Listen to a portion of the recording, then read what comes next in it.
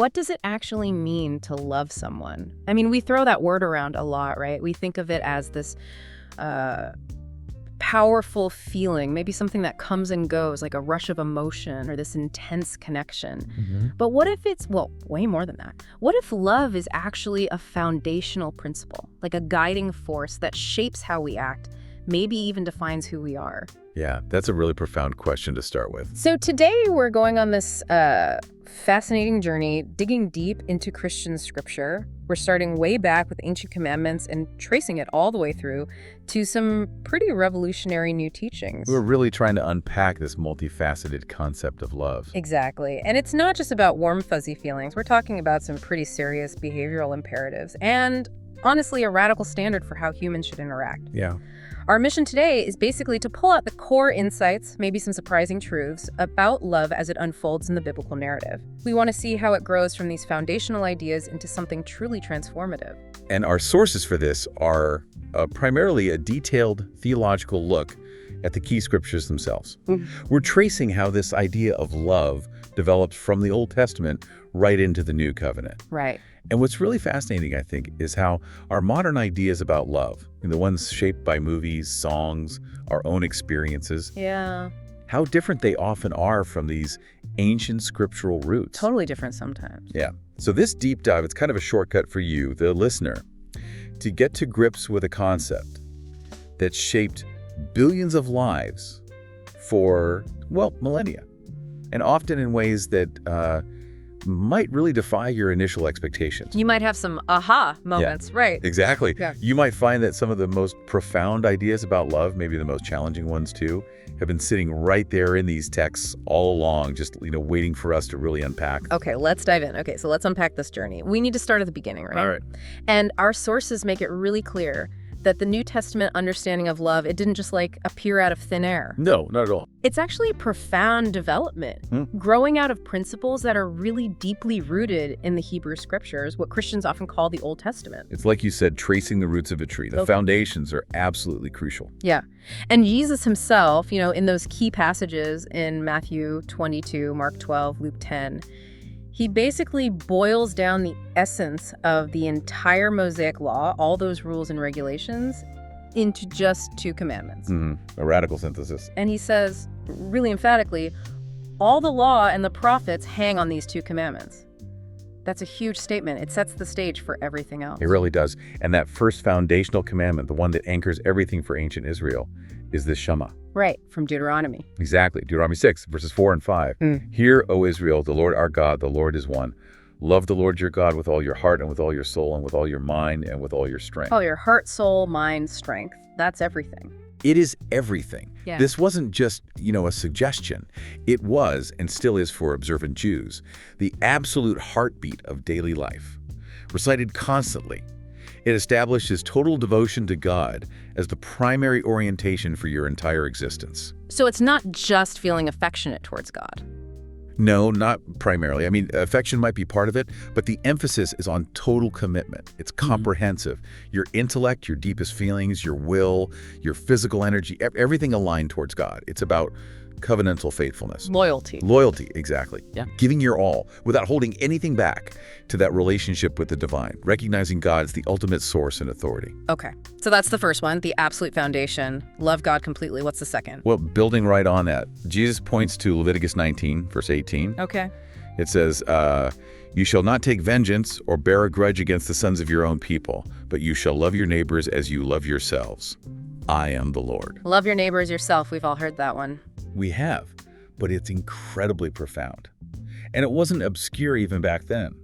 Our sources mention Rabbi Akiba, a really influential Jewish scholar around the 1st and 2nd centuries. Right. He called this specific command a great principle of the Torah.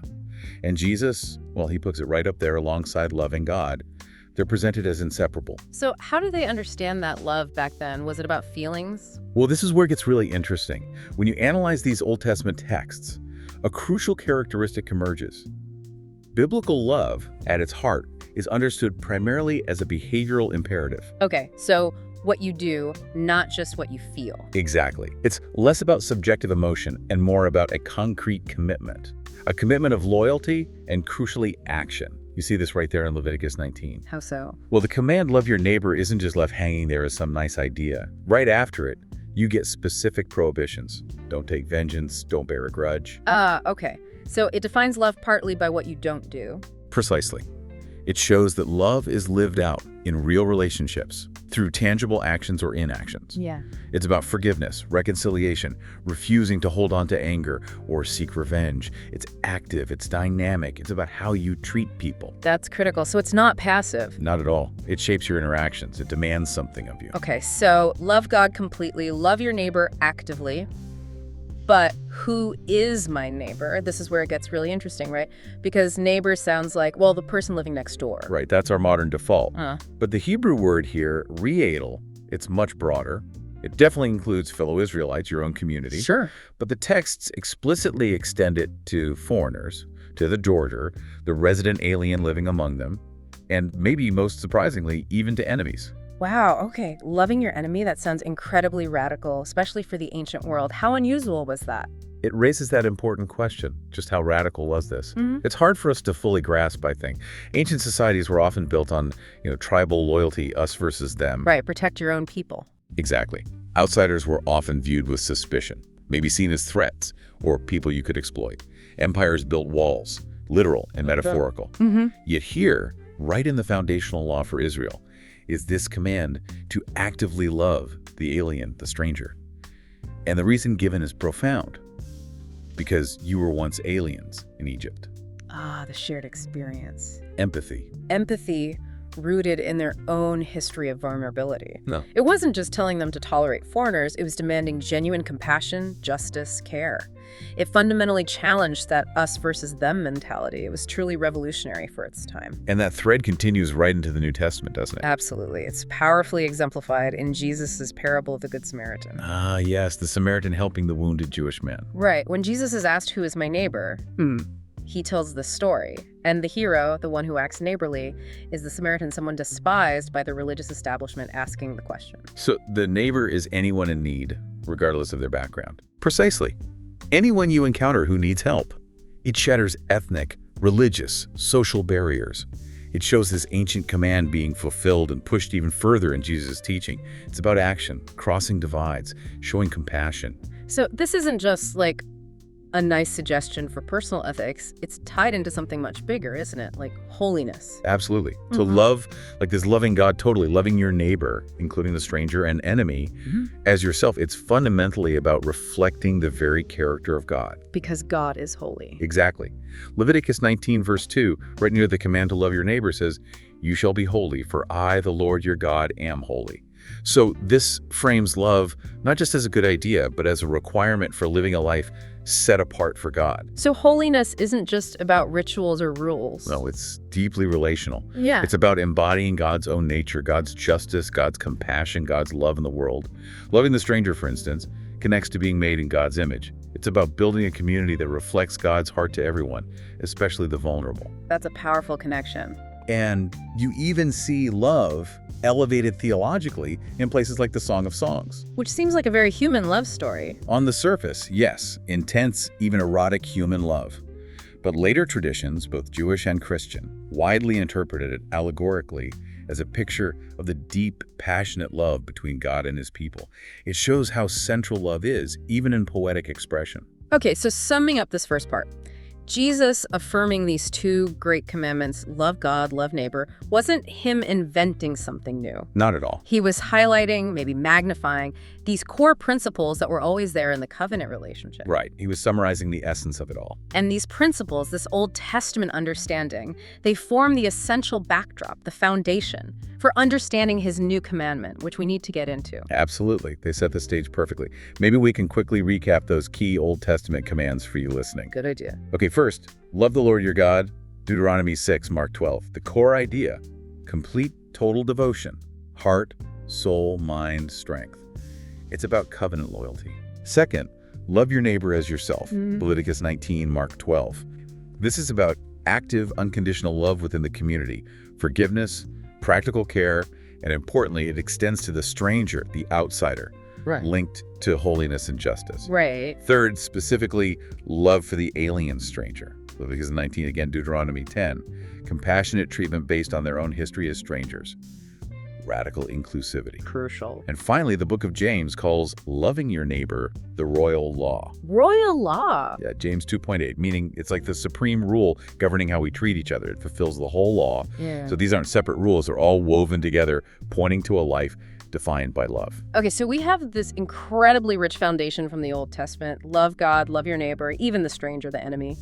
But now we get to what our sources call a radical intensification of love. This is Jesus's new commandment. And the timing is significant, isn't it? He gives it right at the end, in the upper room, just hours before his arrest. Yeah, the setting in John's Gospel, chapters 13 through 17, it's incredibly intimate and weighty. His final instructions to his closest followers. And the command itself sounds simple at first. John 13.34, 3-5. A new commandment I give to you, that you love one another. Just as I have loved you, you also are to love one another. Simple words. But that phrase, just as I have loved you, changes absolutely everything. It raises the bar impossibly high, it seems. It does, and that word new kaini in the Greek is really important here. Okay, what's the significance? Well, kainian doesn't just mean new in terms of time, like the latest model of something. It suggests newness in quality, something fresh, maybe even unprecedented in its nature. Ah, so not just recent, but different in kind. Exactly. While loving one another echoes the Old Testament, the kainian aspect, the really new part, is the model and the power source. Jesus himself, as I have loved you. So the standard is now Jesus' own love. Precisely. It introduces a new kind of love, a completely new paradigm for how human beings relate to each other, centered entirely on Christ's example. So what makes this quality new, or maybe previously unattainable? Was it just too hard before? Well, yes, partly, but it's more than just difficult. This new quality suggests a love that goes beyond basic human capacity. The Old Testament commands were ethical demands, things people had to strive towards, often failing. Right. But Jesus' commandment doesn't just give the pattern, it implies the power to live it out.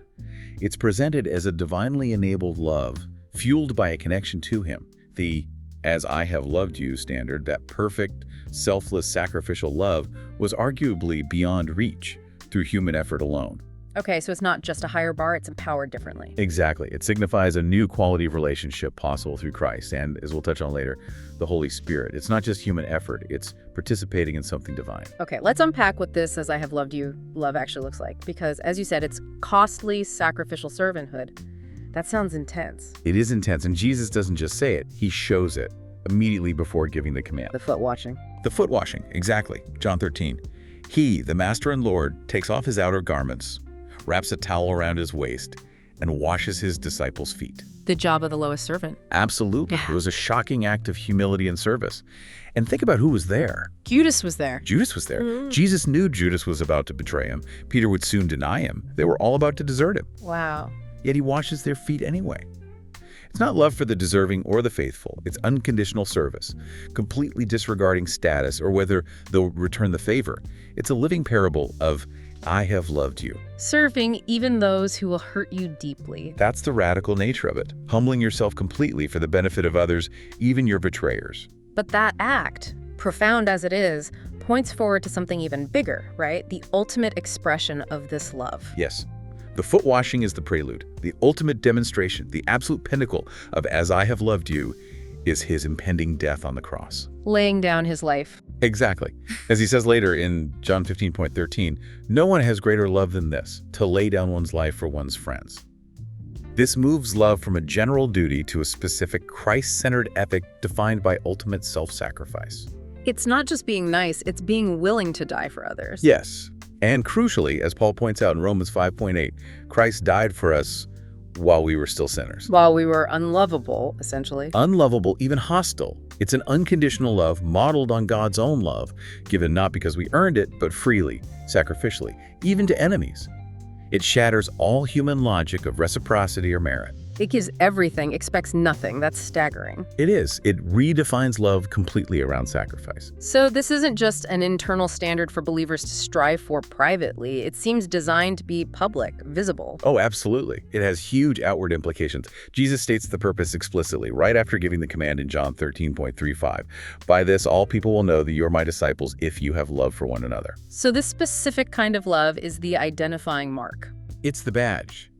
In a world, then and now, full of division, conflict, self-interest, this mutual, self-sacrificial, Christ-like love was intended to be a powerful, visible testimony, a sign that something different was happening in this community. Like a counterculture of love. Precisely.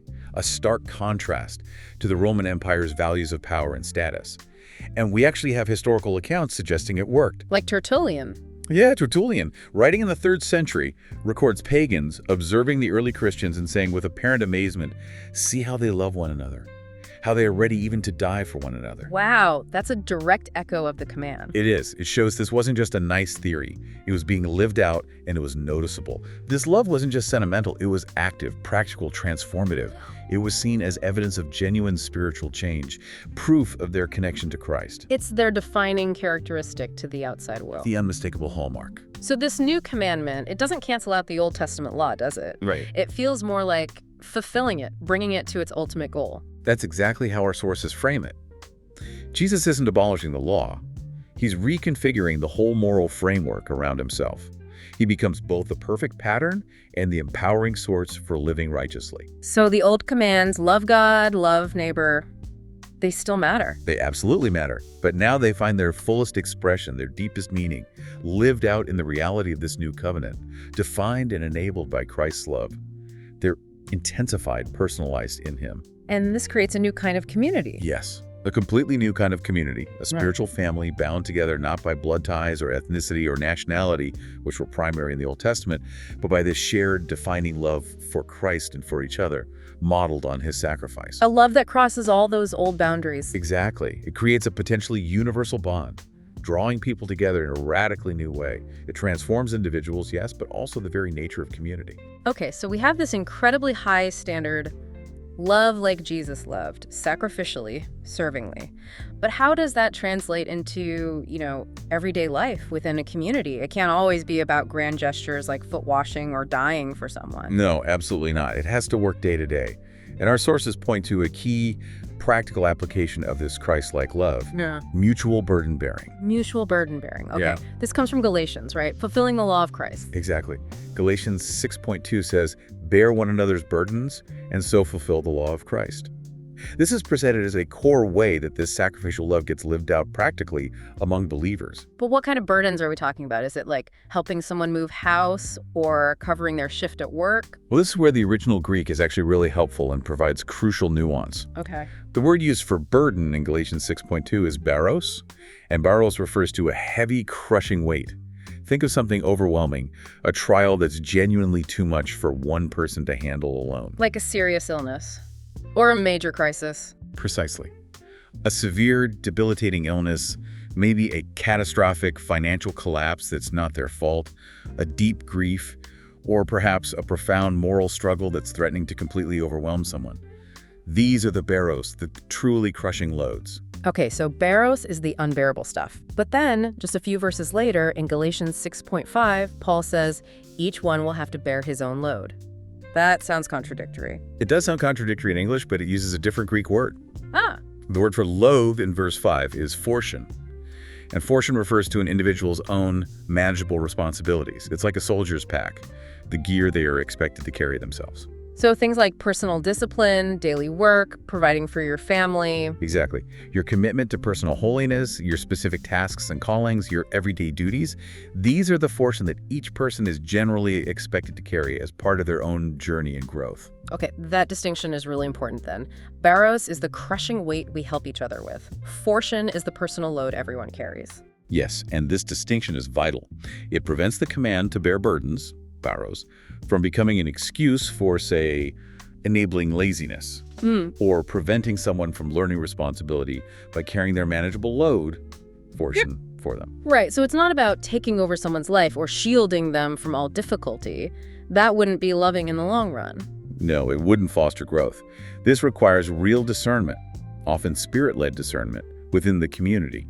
You need wisdom to identify the genuine baros, the situations where someone truly cannot cope alone, and then step in with practical, emotional, and spiritual support. But respecting that, they still have their own fortune to carry. Precisely. It's a call for compassionate intervention for the overwhelming, while still encouraging personal responsibility for the manageable.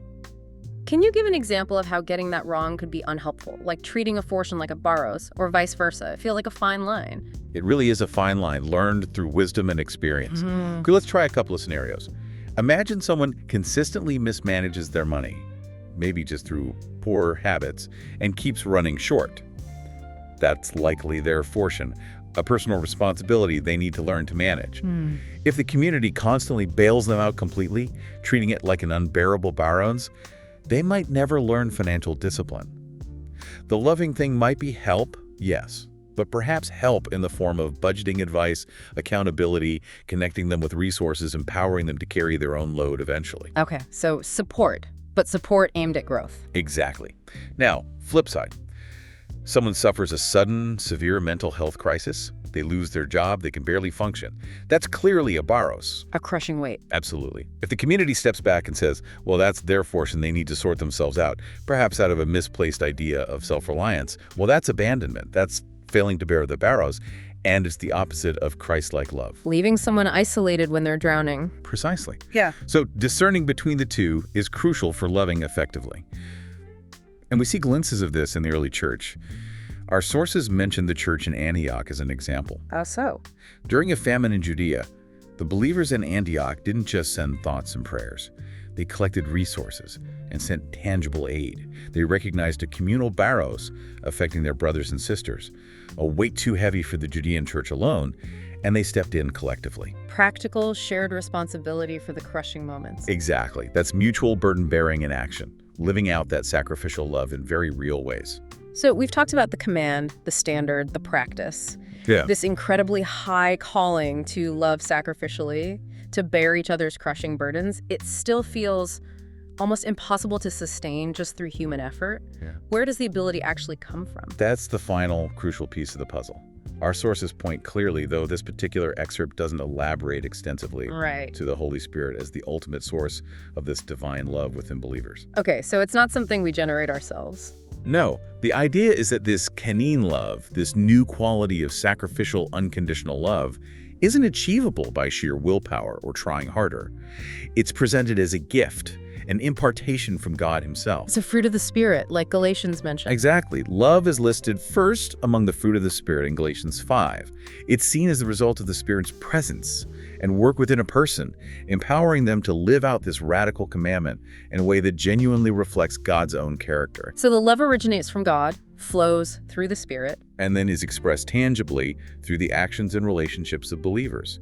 It's a divinely empowered capacity that transforms our natural, often self-interested human ability to love into something supernatural. That makes sense. It connects the command back to a divine resource needed to actually fulfill it. Precisely. The command and the power to obey it are both presented as originating from God. Hashtag outro. Okay, wow. We've covered a lot of ground today. We've taken a real deep dive into how the biblical narrative understands love. We started way back with those foundational Old Testament commands. Love God with everything. Love your neighbor as yourself. Right, and discovering just how broad neighbor was, including foreigners, even enemies. That was pretty mind-blowing for its time. Definitely challenged the status quo. Then we saw how Jesus took that foundation and just radically intensified it. His new commandment wasn't just an update, it was a whole new paradigm. Centered on his own sacrificial love, as I have loved you, culminating in the cross. Yeah, making that costly, self-giving love the defining mark, the visible badge of his followers, a powerful witness to the world. And we saw it's fundamentally about action, commitment, behavior, not just a feeling. It's active, it builds community. And then we got practical, looking at mutual burden bearing. That distinction between barrows, the crushing weights we must help carry, and fortune, the manageable loads we each need to own. That's such a crucial piece for applying this in real life, isn't it? Mm. It requires wisdom and compassion. It really does. And finally, recognizing that the ultimate source for this kind of transformative love isn't us, but the Holy Spirit working within us. Yeah, that divine empowerment is key. So to leave you, our listener, with something to chew on, if love really is this active commitment, this behavioral imperative, and not just how we feel, how might really grasping that difference between borrows and fortune change things for you? That's a great question to ponder. Yeah, how might understanding the difference between those crushing, unbearable burdens and the normal, manageable responsibilities transform how you approach caring for people in your life. Or even how you let others care for you. Good point. Yeah. How does it reshape maybe your involvement in your community or just your everyday empathy and interactions? It really invites us all, I think, to keep exploring, maybe more deeply than before, what it truly means, practically and profoundly, to try and live out that command. Love one another as I've loved you.